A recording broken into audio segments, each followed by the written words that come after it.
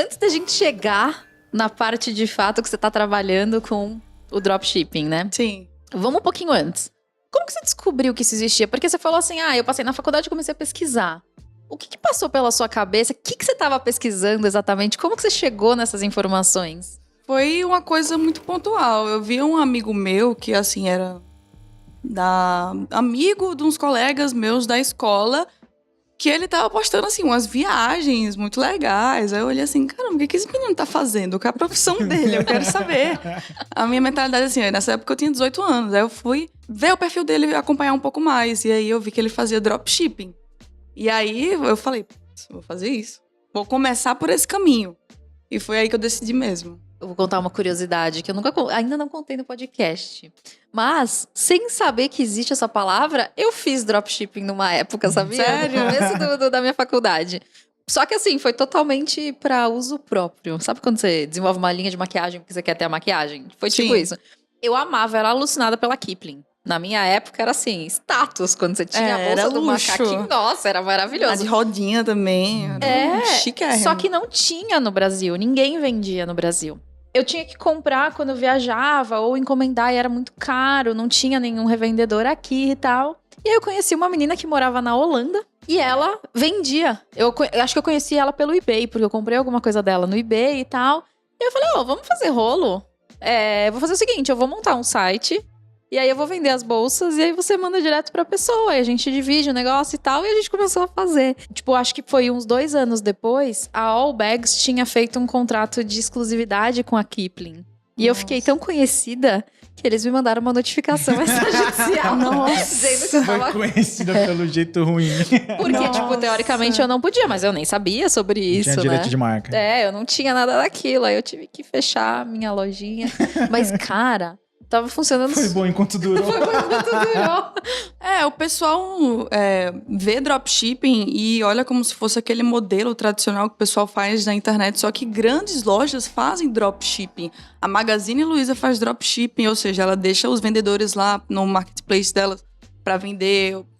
Tipo, muitas lojas gigantes fazem dropshipping, só que as pessoas não entendem que é só um modelo de logística. Então, por isso que eu gosto de falar que é um e-commerce sem estoque. Como que funciona exatamente o dropshipping? Bom, você tem o fornecedor, você seria a loja, então você meio que seria o intermediador dessa venda. Então, quando o cliente ele compra na tua loja, você faz a página de vendas, tudo direitinho, também é encarregado pelo marketing, você envia diretamente o pedido para o fornecedor através da plataforma, então isso tudo é integrado também, e ele manda o fornecedor direto para o cliente. Então, você não cuida de custo fixo, não cuida de estoque, não cuida de um alto custo com funcionário. Então, por isso que também eu achei uma alternativa muito viável para quem está começando, né? Porque você não tem uma barreira de entrada muito grande, você pode começar com pouco capital.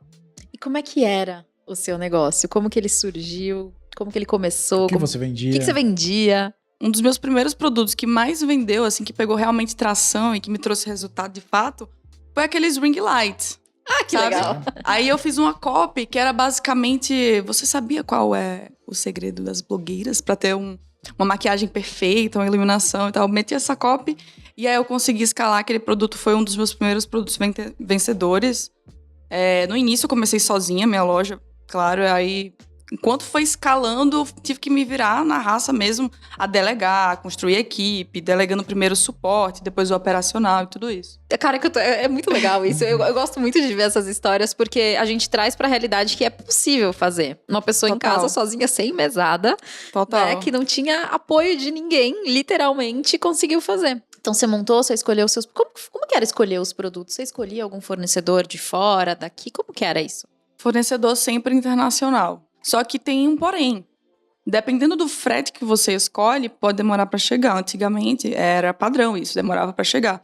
Só que atualmente, hoje em dia, já faz um bom tempinho, você tem alguns modelos específicos de frete que conseguem chegar em tipo 10, 15 dias, muito fácil. Não sabia. Da China até o Brasil. Você ainda trabalha com dropshipping? Não. Não? Hoje? Atualmente, a gente vai chegar nessa história aí, né? O que foi que desenrolou o meu negócio. O que eu tô fazendo hoje, como é que se desenrolou a empresa, mas vai chegar isso. Tá, mas vamos lá. Então aí você escolhia e aí a pessoa mandava direto pro cliente. E isso é uma coisa que, tipo, pelo menos, é que faz muito tempo que eu não compro nada na China, acho que o Covid chegou e eu fiquei com medo. Mas demorava muito tempo e tinham muitas coisas que não chegavam.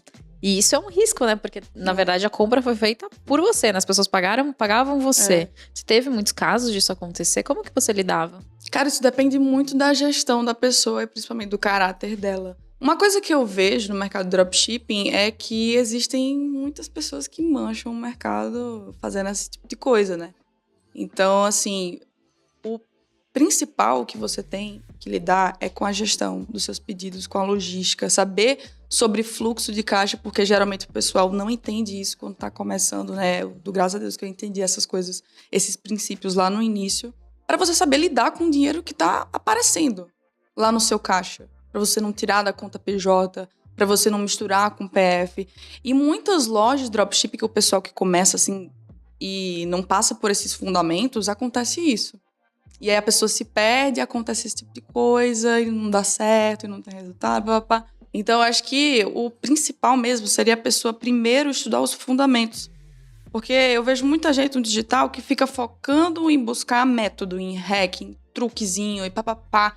A virada de chave que vai mudar não sei o quê. Mas a pessoa não estuda os princípios, que em média são 6 a 12. Então, esses métodos nada mais são do que uma combinação das variáveis desses princípios. Quando você pega esses princípios e combina eles, você dá milhares de métodos, milhares de informações. Então, o que foi que eu fiz? Peguei os princípios e me aprofundei neles, que foi a melhor coisa que eu poderia ter feito naquele momento, porque me deu uma base, um repertório muito bom para empreender.